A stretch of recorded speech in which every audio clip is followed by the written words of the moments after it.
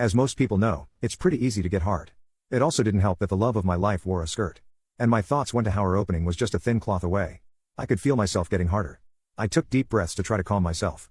Another pothole shook the minivan and plan B was to pray she didn't notice. Malia cleared her throat and shifted slightly. Sorry, I whispered. Gosh, I was embarrassed. There was nothing I could do to relieve myself and the next pit stop wouldn't be for a few miles. It's okay, can't be helped, she replied. I closed my eyes and just hoped it would go away. But it was like an onslaught of potholes and crappy roads and a jolt of pleasure that caused me to instinctively grab her hips. Each rumble and bump that tossed her slightly in the air and back on my pickle drove me insane.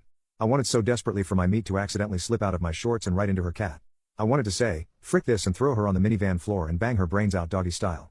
As I felt myself slowly reaching climax, I wrapped my arms around her waist and buried my face in her.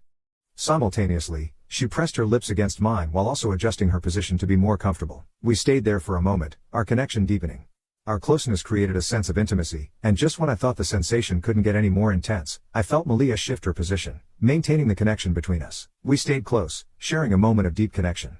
Our bond strengthened, and just when I thought the emotional experience couldn't get any more profound, I felt Malia make a slight adjustment, maintaining our shared closeness. Then, we continued our journey together. Thank goodness my dad had turned on the radio, otherwise, he and my mom would have easily heard unusual sounds. Malia was shaking uncontrollably, and I could feel her warming up. She leaned close to my ear again while maintaining our connection, and while trying to control her voice, which was filled with strong emotions, she whispered, "Something unexpected is going to happen." She leaned back, and I slowly nodded again in agreement, not knowing what to prepare for. At this point, the tension was building, and I could feel a heightened emotional state. Her sounds were close to overwhelming, but I was trying to hold on to my composure for as long as I could, wanting to support her through her experience. Malia gently took both of my hands, placing them over her mouth, trying to contain her emotions. She began to shake. She pressed against my side with surprising force, and then, a surge of emotions erupted. Intense feelings of love flowed between us. Malia expressed her feelings, her emotions taking complete control of her. The intense moment of love sent me into my own emotional experience, and I felt myself overcome with feelings.